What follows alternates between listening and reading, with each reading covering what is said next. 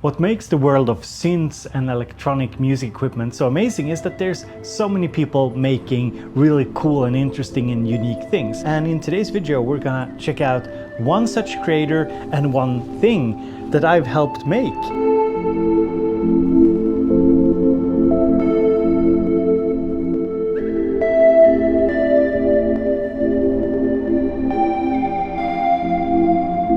This effects unit is made by a guy named Billy who makes the coolest circuit bent little devices. You might have seen his stuff around. He goes by the name OKHousecat.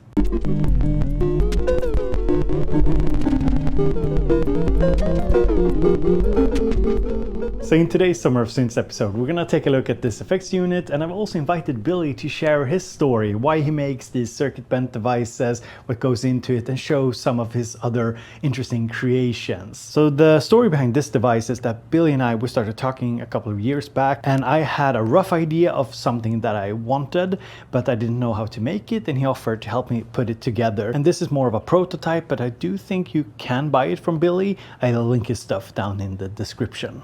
And a big thank you to this year's Summer of Synths sponsor, DistroKid. If you want to release your music to the world, go and check out DistroKid, linked down in the description. If you use my link, you get a discount and you support the channel and Summer of Synths. The idea behind this particular effects unit is that you have two inputs and the device is constantly mixing back and forth between input number 1 and input number 2. And you can see this by the green and red blinking lights indicating whether it's input number 1, the green one, or input number 2, the red one, that is active.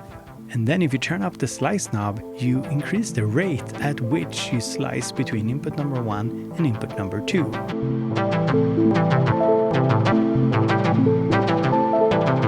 In this example, I have two arpeggios running, one on the Minilogue and one on the OP1 field, and the effects box is slicing between the two arpeggios, creating a new sort of arpeggio.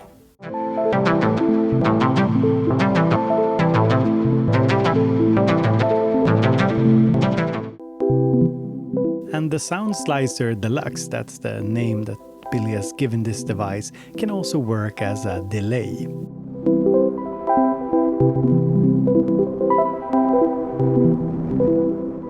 But because it's constantly slicing between the two inputs, you get this sort of wobbly, warbly, I don't know, tape-ish, lo-fi kind of sound, which is kind of beautiful.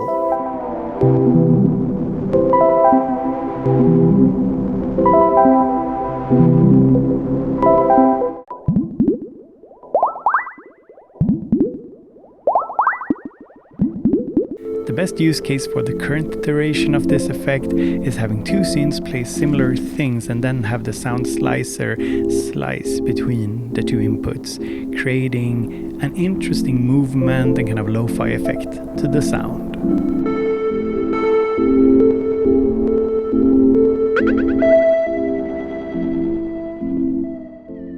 So next up, I want to introduce the guy who made this device possible. Here is Billy. Hey.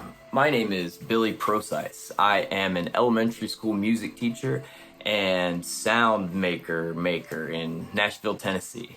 One thing I want to know is, why did you start making circuit bent devices? I began making all of this stuff kind of as an extension of my own music. I've always been drawn to creating DAW-less and physically playable convolutions of instruments and effects. So going the DIY route has kind of fulfilled my need to do things differently at all costs. So it began with just contact microphones and soldering little splitters and things. And at some point I found Reed Ghazala's book about building alien instruments, and then that really got the whole ball rolling.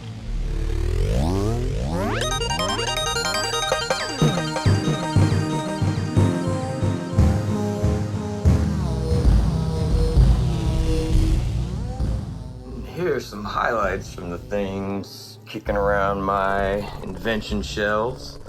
Up here is a Yamaha VSS 30, which is a sampling keyboard. Similar to the Casio SK1, but with an arpeggiator, which is really cool. The cow says.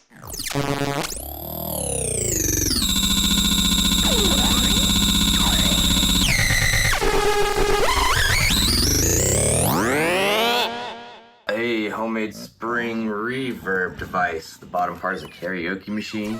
The speaker in the top is the driver, got the spring and then the microphone on the inside with some EQ. This is a dual looper, two circuit bent loopers in a little acrylic sandwich case. And up here we have, this is a modified Game Boy. We have this Sesame Street toy that will, for some reason, arpeggiate itself when modified, detune, etc. We've got a couple of speak and devices.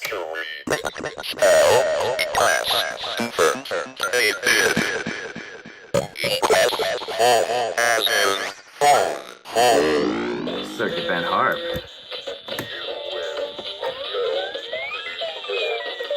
Mall Madness.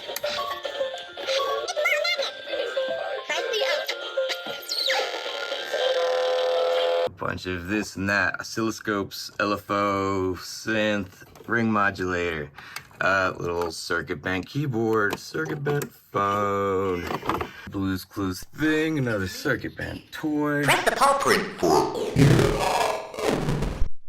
What color is the flower? That's right. Try again.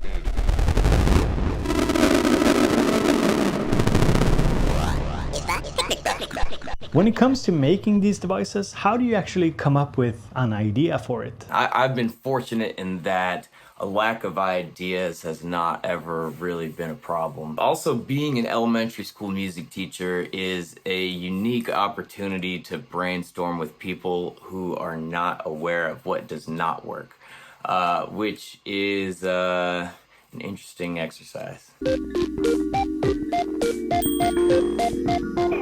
sing one of my favorite songs. Please press the button.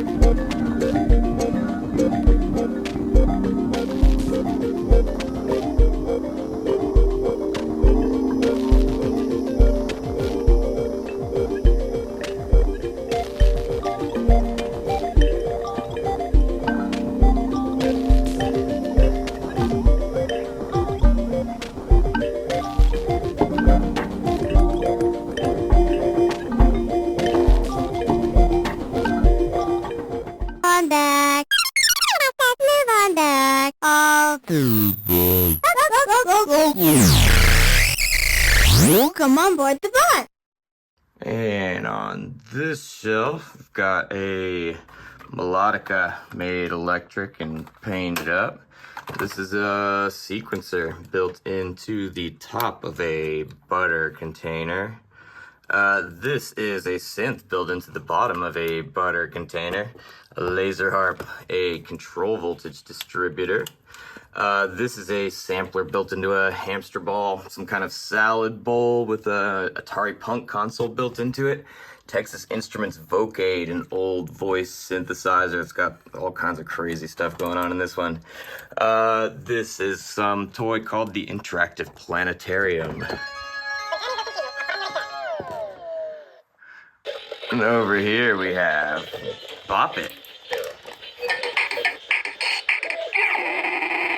And Baby Einstein Boombox.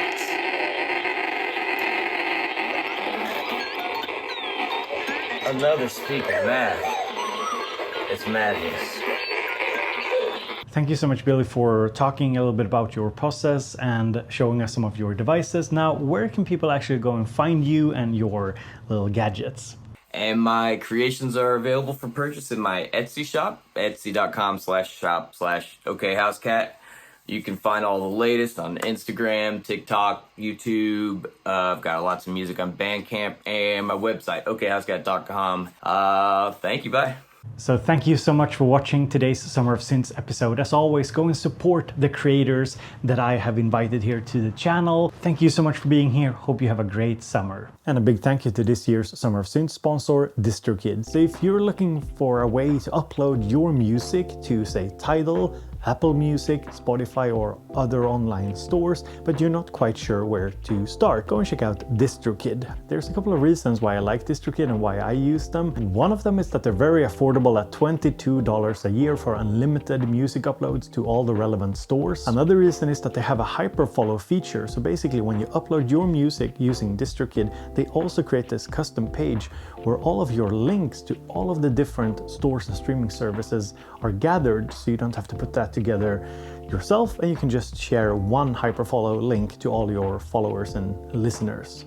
And another thing I like is that DistroKid has an app for your smartphone. If you want to release your music to the world, go and check out DistroKid, linked down in the description. If you use my link, you get a discount and you support the channel and Summer of Synths.